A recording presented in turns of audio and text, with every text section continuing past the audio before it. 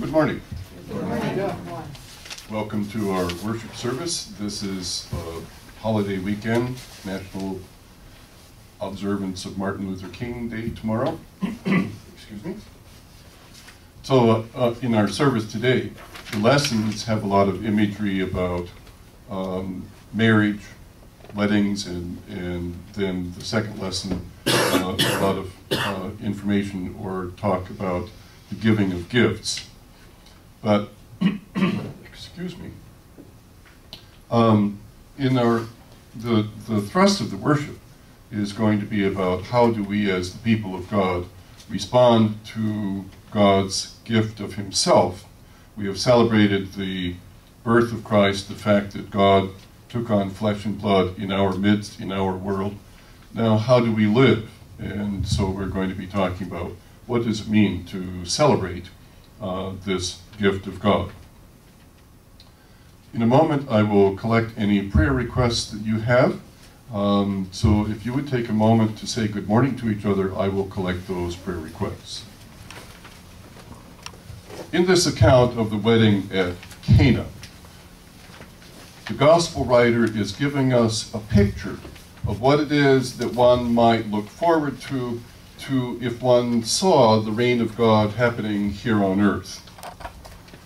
In a semi-dry climate, where water is quite scarce most of the time, the picture given by the prophets in the Old Testament was the time was coming when the Messiah would come, when God sent his chosen servant, when the vineyards would produce grapes, and one cluster of grapes would yield,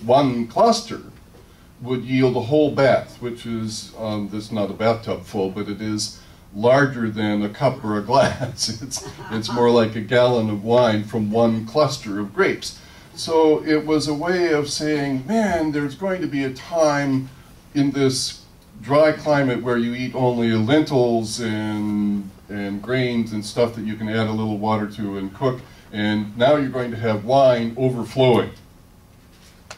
So when Jesus comes to this wedding, and they're in the situation of being socially embarrassed, I mean, after all, this is in Cana up in the Galilee. Probably, this is the country bumpkinsville. And imagine, for the sake of argument, that some of the nice relatives from Jerusalem had come up for the celebration of the wedding of a cousin.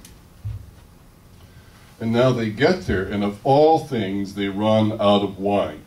Well, what can you expect from the local country bumpkins? They don't know how to throw a good party. See if I ever come again. This is not what Jesus came to do, to fix minor social faux pas. But in the midst of that setting, Jesus says, let me give you a sign. A sign always points beyond itself. As I've mentioned, if you see a billboard advertising McDonald's or Burger King, you don't eat the billboard. So the sign points beyond to the time when his hour would come. And what he does then is in this setting says, you need to see that the time is here when wine would be overflowing. 6 stone jars, 20 or 30 gallons. We're talking 120 to 180 gallons of wine. You can have some sort of party, and this is after we've served everything that we had. What, did they underestimate the number of guests coming or what? But anyway, they're in social trouble, so Jesus says, let me fix it for you. But he's saying, this is what the reign of God is about. From the littlest problems to the greatest, God is concerned about what happens to people. God is concerned that people don't go through disaster without having some sense of hope, without having some sense of relief. And he does this using these 6 stone jars set for the rites of purification. The old system, the one that was broken, that didn't give people that kind of hope and didn't give them that kind of image. He fills up with water to become new wine that is better than anything they've had so far at this wedding. All right. In our day and age, I don't know that we would necessarily pick the wedding feast or lots of wine at such a feast as the image for how do we know when God is about to be appearing.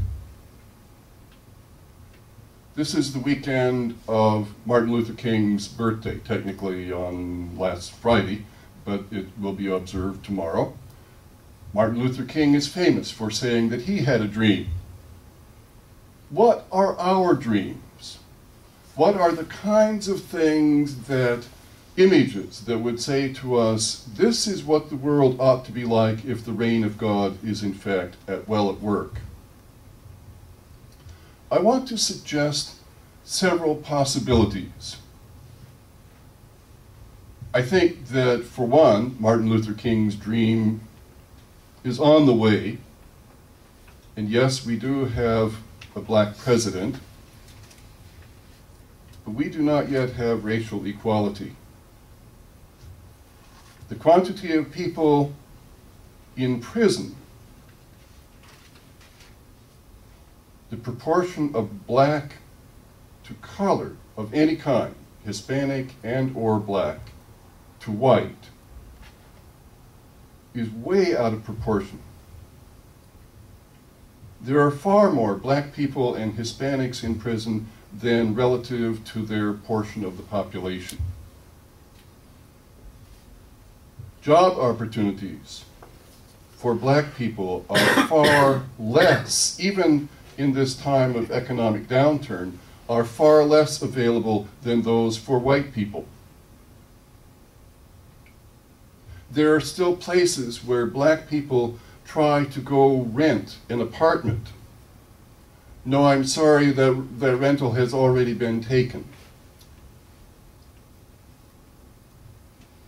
Only to, there have been TV commentators who have run these tests where they have a black couple go ask can they rent, and then a little while later send a white couple, and oh yes, you can look at this apartment, it's available right now, you can move in. We are still doing those kinds of things in our country. We still do not have an equality of male and female in terms of what salaries are. It still is true that the average of differential between what a woman gets paid as opposed to what a man gets paid for the same job, that the women get approximately 68% of what the men are getting.